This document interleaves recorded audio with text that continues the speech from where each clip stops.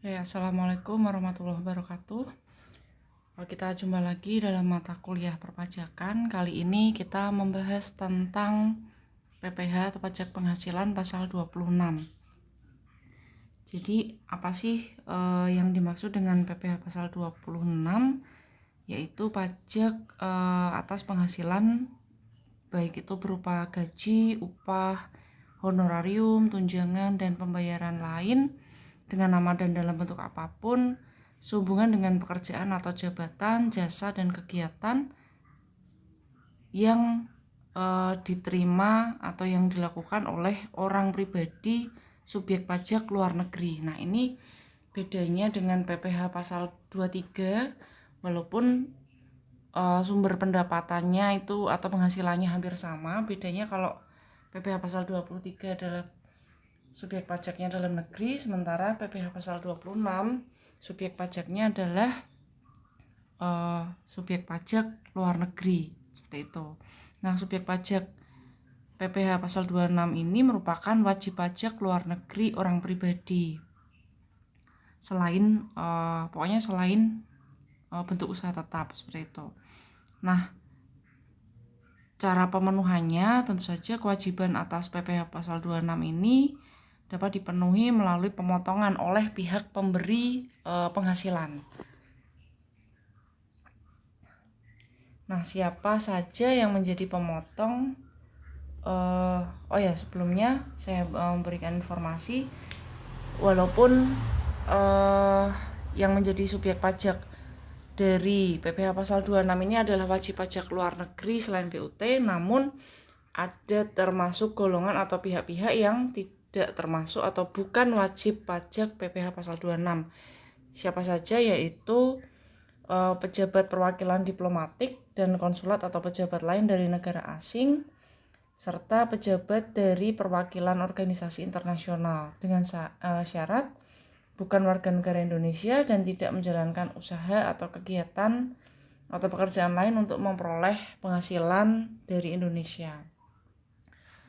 Nah, siapa saja pemotong yang menjadi pemotong dari PPh pasal 26? Yang pertama tentu saja pemberi kerja ya. Pemberi kerja ini bisa orang pribadi atau badan yang membayar membayar upah, gaji, honorarium, tunjangan atau pembayaran lain dengan nama dan dalam bentuk apapun kepada subjek pajak atau wajib pajak luar negeri. Kemudian bendahara pemerintah ya, bendahara pemerintah termasuk bendahara pemerintah pusat, pemerintah daerah, instansi atau lembaga pemerintah, lembaga negara lainnya, dan kedutaan besar Republik Indonesia yang membayar gaji, upah, honorarium, tunjangan, dan pembayaran lain sehubungan dengan pekerjaan, jasa, atau kegiatan. Kemudian juga bentuk usaha tetap ya, bentuk usaha tetap yang melakukan pembayaran gaji atau penghasilan dalam bentuk apapun kepada wajib pajak luar negeri. Terus penyelenggara kegiatan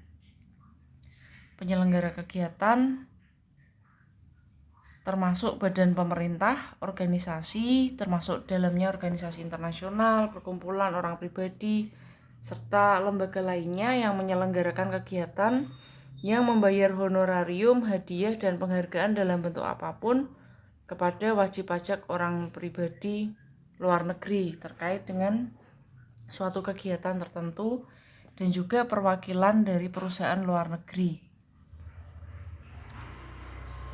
Nah, pemotong pajak ini, pemotong PPh pasal 26 ini, dia wajib mendaftarkan diri ya ke kantor pelayanan pajak sesuai dengan ketentuan yang berlaku, dan juga pemotong PPh pasal 26 wajib menghitung, memotong, menyetor, dan melaporkan PPh pasal 26 yang terutang untuk setiap bulan kalender. Kewajiban untuk melaporkan pemotongan PPh pasal 26 itu tetap berlaku walaupun jumlah pajak yang dipotong pada bulan tersebut itu nihil. Nah, maka pemotong PPh pasal 26 wajib membuat catatan atau kertas kerja perhitungan PPh pasal 26 untuk masing-masing penerima penghasilan yang menjadi dasar pelaporan PPh pasal 26 yang terutang untuk setiap masa pajak, dan pemotong tersebut wajib menyimpan catatan atau kertas kerja perhitungan itu sesuai dengan ketentuan yang berlaku.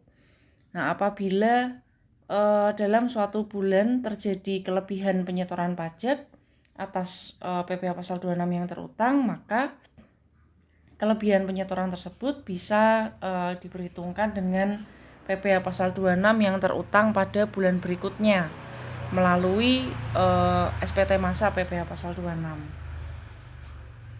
Nah, selain itu, pemotong PPh pasal 26 juga wajib membuat bukti potong ya, bukti pemotongan PPh pasal 26 dan memberikan bukti pemotongan tersebut kepada penerima penghasilan yang dipotong pajaknya. Nah, kapan saat terutang dari PPh pasal 26?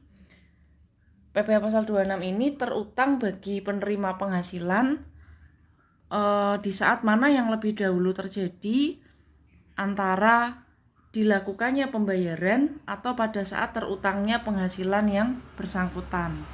Nah, atas PPh pasal 26 yang dipotong itu penyetorannya paling lambat tanggal 10 bulan berikutnya setelah saat terutang. Dan pemotong wajib melakukan pelaporan SPT masa paling lambat 20 hari setelah masa pajak berakhir.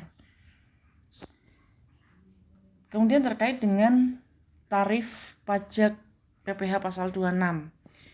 Yang pertama, tarif pajak yang berlaku menurut ketentuan dalam PPh pasal 26 adalah 20% dan bersifat final, diterapkan atas penghasilan bruto yang diterima atau diperoleh atas yang pertama dividen, kemudian bunga, premium, diskonto, dan imbalan lain terkait dengan pengembalian utang, lalu royalti, sewa, dan penghasilan lain terkait penggunaan harta, kemudian imbalan sehubungan dengan jasa, pekerjaan atau kegiatan, kemudian hadiah dan penghargaan, pensiun dan pembayaran berkala lain, premi swab dan transaksi lindung nilai yang lain, kemudian keuntungan atas pembebasan utang. Nah, atas penghasilan ini berapa jumlah brutonya itu dikalikan 20% dan bersifat final, artinya dikenakan pada saat itu juga dan tidak menunggu sampai akhir tahun, seperti itu.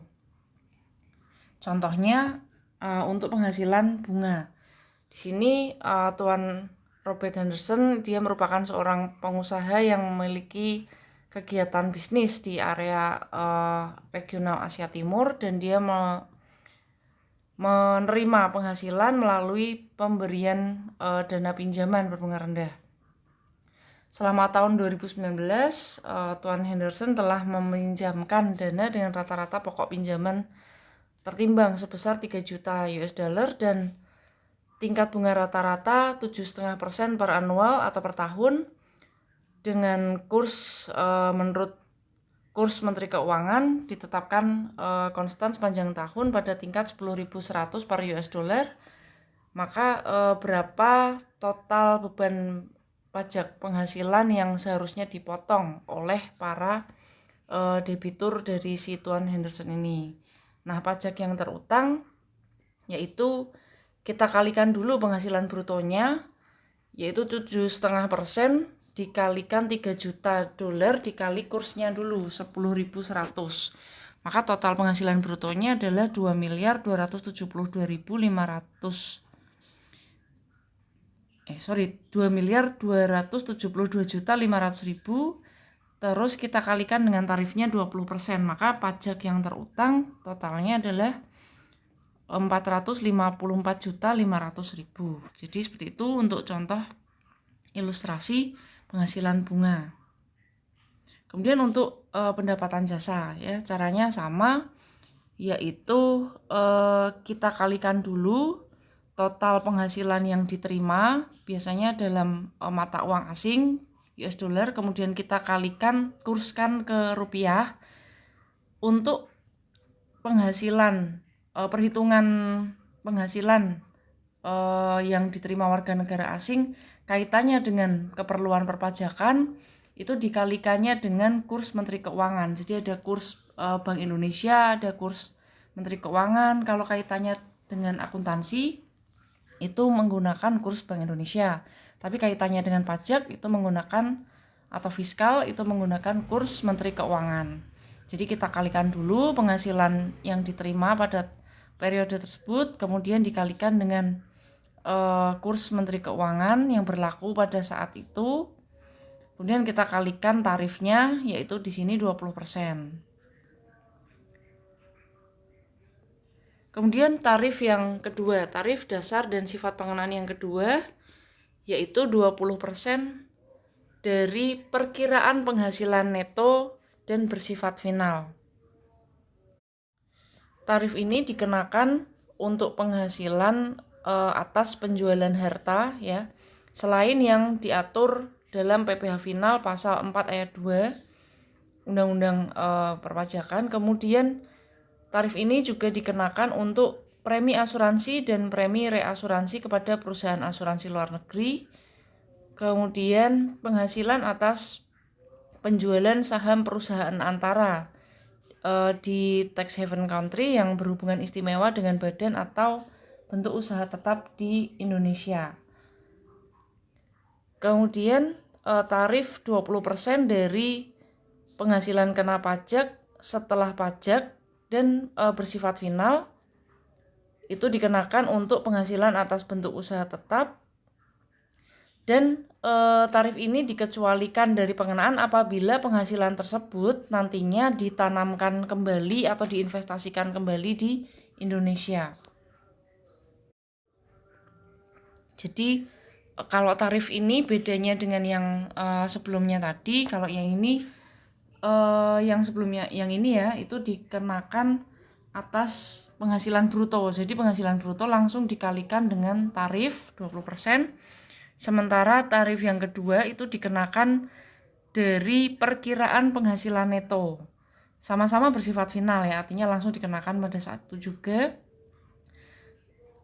Perkiraan penghasilan neto di sini untuk premi asuransi dan premi reasuransi itu perhitungannya berbeda-beda. Untuk premi asuransi dan premi reasuransi kepada perusahaan asuransi luar negeri. Untuk premi yang dibayar tertanggung kepada perusahaan asuransi luar negeri, perkiraan penghasilan netonya sama dengan 50% dikalikan premi. Kemudian atas premi yang dibayar perusahaan asuransi dalam negeri kepada perusahaan asuransi luar negeri, perkiraan penghasilan netonya sama dengan 10% dari premi. Kemudian atas premi yang dibayar perusahaan reasuransi dalam negeri kepada perusahaan asuransi luar negeri, itu perkiraan penghasilan netonya sama dengan 5% dikalikan premi. Nah, perkiraan penghasilan neto ini kemudian nanti dikalikan dengan tarif 20%. Nah, kemudian penghasilan atas penjualan saham perusahaan antara. Jadi penjualan atau pengalihan saham perusahaan antara itu bisa ditetapkan sebagai penjualan atau pengalihan saham badan yang didirikan atau bertempat kedudukan di Indonesia atau penjualan atau pengalihan bentuk usaha tetap di Indonesia. Jadi perusahaan antara ini apa sih? Perusahaan antara itu adalah perusahaan yang dibentuk untuk tujuan penjualan atau pengalihan saham perusahaan yang didirikan atau bertempat kedudukan di negara yang memberikan perlindungan pajak atau tax haven country yang mempunyai hubungan istimewa dengan badan yang didirikan atau bertempat kedudukan di Indonesia atau BUT di Indonesia. Jadi ini khusus tarifnya ya, seperti itu. Nah, untuk perkiraan penghasilan netonya untuk penghasilan penjualan saham perusahaan antara di tax haven country itu adalah perkiraan penghasilan netonya 25% dari harga jual pengalihan saham. Oke, langsung aja ke contoh ya.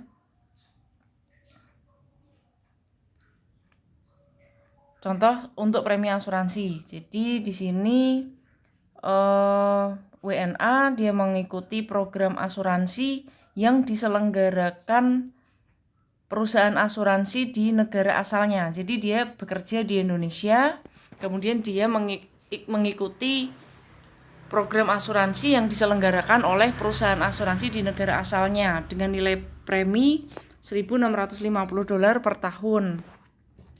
Kurs Menteri Keuangan yang berlaku saat pembayaran premi adalah senilai 10.300 per dolar.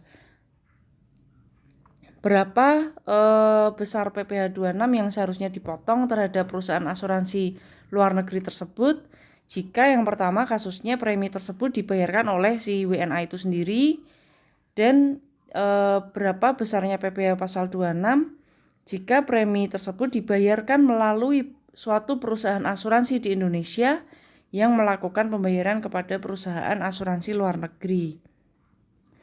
Oke, yang pertama kalau dibayar oleh si WNA sendiri, maka kita hitung dulu perkiraan penghasilan netonya, yaitu 50%, sesuai rumus yang tadi ya. 50% dikalikan penghasilan atau preminya, dikalikan preminya 1.650, dikalikan kurs Menteri Keuangan 10.300. Jadi ketemunya perkiraan penghasilan netonya 50%, kali premi, kali kurs 8.497.500 dikalikan tarif PPh pasal 26. Ketemunya 1.669.500. Terus kasus yang kedua kalau dibayarkannya melalui perusahaan asuransi di Indonesia yang kemudian dibayarkan ke perusahaan asuransi di negara asalnya si WNA tadi. Maka perkiraan penghasilan netonya adalah 10%. 10% dikalikan premi, dikalikan kurs, baru kemudian dikalikan dengan tarif PPh pasal 26, yaitu 20%. Kemudian untuk ada juga objek PPh 26 yang bersifat tidak final, yaitu untuk penghasilan kantor pusat dari usaha, kegiatan penjualan barang, atau pemberian jasa yang serupa dengan kegiatan BUT. Kemudian penghasilan kantor pusat selama ada hubungan efektif antara BUT dengan harta atau kegiatan dari sumber penghasilan di luar negeri. Kemudian penghasilan wajib pajak luar negeri orang pribadi atau badan yang berubah menjadi wajib pajak dalam negeri orang pribadi atau BUT. Nah itu kalau alih status seperti itu, maka pengenaan pajaknya PPh 26-nya menjadi tidak final.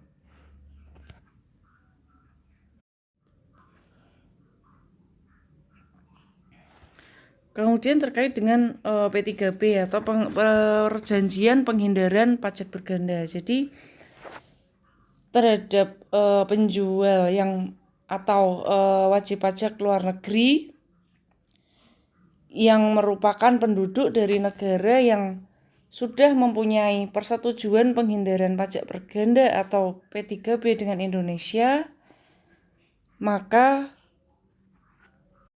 pengenaan pajaknya itu hanya diberlakukan satu kali. Jadi kalau wajib pajak luar negeri yang dia menerima penghasilan di Indonesia, itu dia selain dia dipotong pajak di Indonesia, dia juga bisa kena pajak di negara asalnya. Maka P3B ini mengatur tarif dan hak pemajakan sehingga pengenaan pajak itu hanya satu kali dan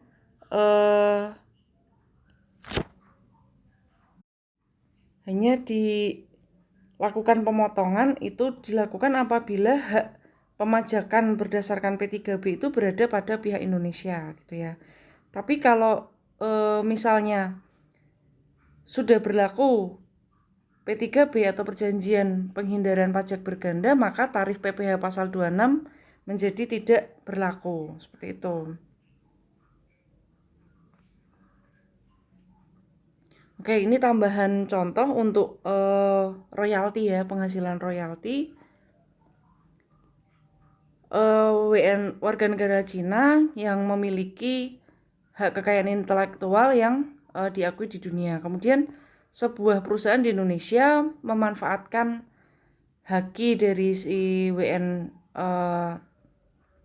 Cina tersebut dan membayarkan royalti sebesar 195 juta setiap tahunnya. Nah, di sini contohnya pemerintah Indonesia dan Cina itu terikat P3B atau persetujuan penghindaran pajak berganda dengan ketentuan atas royalti itu dipungut pajaknya oleh pemerintah Indonesia dengan tarif 10%. Maka perhitungannya ya langsung saja dikalikan tarif 10% dikali 195 juta.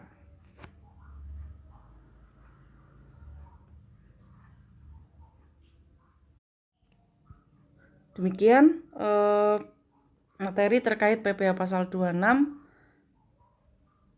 Apabila ada pertanyaan silakan disampaikan di kolom komentar. Terima kasih. Wassalamualaikum warahmatullahi wabarakatuh.